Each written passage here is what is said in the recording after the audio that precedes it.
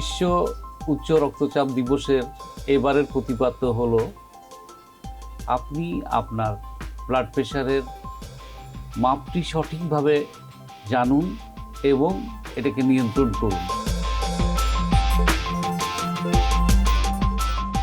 এখন প্রশ্ন হলো আসলে উচ্চ রক্তচাপ কি? মানুষের শরীরের স্বাভাবিক একটি মাত্রা আছে ব্লাড প্রেশারের, যেমন আমাদের জানা দরকার। তাহলে আমি কখন উচ্চচাপ বলবো, কখন নিম্নচাপ বলবো, এটাও কিন্তু জানা আমাদের অত্যন্ত জরুরি।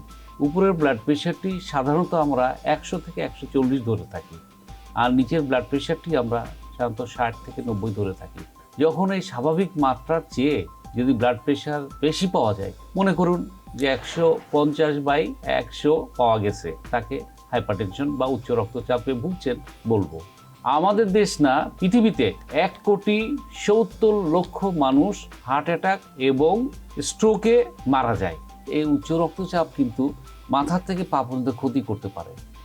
আপনাকে সবসময় খেয়াল রাখতে হবে মাথায় কি ক্ষতি করতে পারে। ব্রেনে স্ট্রোক করে দিতে পারে, ব্রেনের মধ্যে রক্তক্ষরণ হতেও, রক্ত চলাচল স্বল্পতা হতে পারে। এটি একটি কমপ্লিকেশন, যার ফলে আপনি প্যারালাইসিসে ভুগতে পারেন। আপনার চোখের মধ্যে কি হতে পারে? আপনি ব্লাইন্ড হতে পারেন, চোখ অন্ধ হয়ে যেতে পারেন। কারণ উচ্চ রক্তচাপ যদি নিয়ন্ত্রণ না রাখেন, তাহলে চোখের মধ্যে রক্তক্ষরণ হবে এবং আপনি চোখে আস্তে আস্তে কম দেখবেন। এর পরবর্তীতে কি হবে? আপনি ব্লাইন্ড হয়ে যেতে পারেন।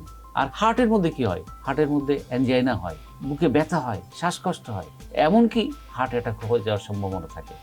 এখন এই রোগীগুলো কি কি উপসর্গ নিয়ে আমাদের কাছে আসে?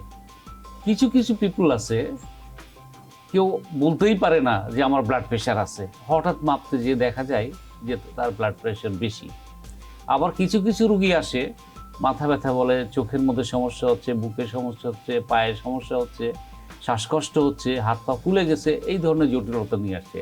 এবং কিছু কিছু রোগী আসে অনেক সময় হার্ট অ্যাটাক নিয়ে আসে, শ্বাসকষ্ট নিয়ে আসে, হার্ট ফেল নিয়ে আসে, কিডনি খারাপ করে আসে, প্যারালাইসিস নিয়ে আসে, এই সব জটিলতা নিয়ে আসে। 5% ক্ষেত্রে আমরা ব্লাড প্রেশারের কারণ জেনে থাকি। কিছু কিছু কারণ জানা আছে, প্রায়ই অজানা, এবং যাদের বংশে ব্লাড প্রেশারের আধিক্য থাকে, যে মা বাবার আছে, তার সন্তানের মধ্যে এটি হবে।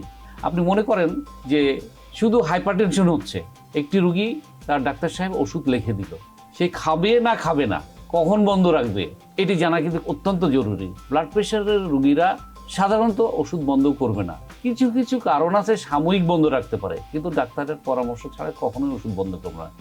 আর যে জিনিসটা আপনার বেশি জরুরি, মাঝে মাঝে কিন্তু আপনার রক্তচাপ মাপতে হবে, অ্যাটলিস্ট সপ্তাহে একবার। ব্লাড প্রেশারের মাত্রাটি কেমন আছে, নিয়ন্ত্রণে আছে কিনা এটা জানতে হবে। সাথে সাথে কিছু কিছু পরীক্ষা নিরীক্ষা করতে হবে। তাহলে পরীক্ষা নিরীক্ষা কী করতে হবে? যারা মনে করেন ঢাকা শহরের বাইরে প্রত্যন্ত অঞ্চলে বাস করছেন, তাদেরকে অ্যাটলিস্ট একটি ইউরিনের পরীক্ষা করা দরকার, যেটা আমরা বলি রুটিন পরীক্ষা। এর মধ্যে প্রস্রাবের মধ্যে কোনো প্রোটিন যাচ্ছে কিনা, প্রস্রাবের মধ্যে কোনো পার্সেল আছে কিনা, জীবাণু আছে কিনা, এইগুলো আমাদের মিলাইতে হয়। কারণ প্রস্রাবের মধ্যে খারাপ হয়ে কিন্তু চোখে অন্ধ হয়ে যেতে পারে, যেটাকে আমরা বলি অ্যাক্সিলারেটেড হাইপারটেনশন।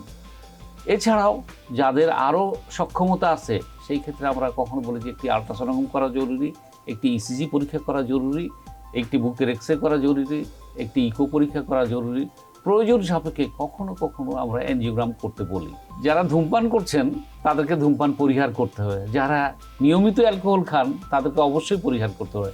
যারা ওবেজ, মোটা হয়ে গেছেন, তাদেরকে হাঁটতে হবে এবং মোটার ভাব বা স্থূলতা কমাতে হবে। আর খাওয়া দাওয়ার মধ্যে দেখেন, আমাদের দেশে এখন যে ইলেকট্রনিক সিস্টেম হয়ে গেছে, আমাদের সময় খেলার মাঠ ছিল, খেলার মাঠে দৌড়াদৌড়ি করতাম, খেলতাম বিকেলে আমাদের স্টুডেন্ট অবস্থায়। আর আমাদের ছেলেমেয়েরা কি করে?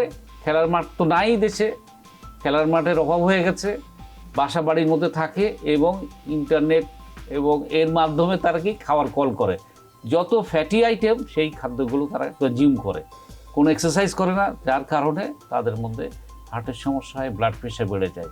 সুতরাং আমাদের নিয়ম হবে, আমরা খাবো ঠিকই, কিন্তু আমাদেরকে খরচ করতে হবে। সেটা কীভাবে? এক্সারসাইজ, হাঁটা চলাফেরা যদি করি, নিয়মিত আমরা যদি নামাজ পড়ি, তাহলে আমরা মনে হয় যে সুস্থ হতে পারবো। হার্ট কিন্তু আমাদের শরীরে একটি মাত্র।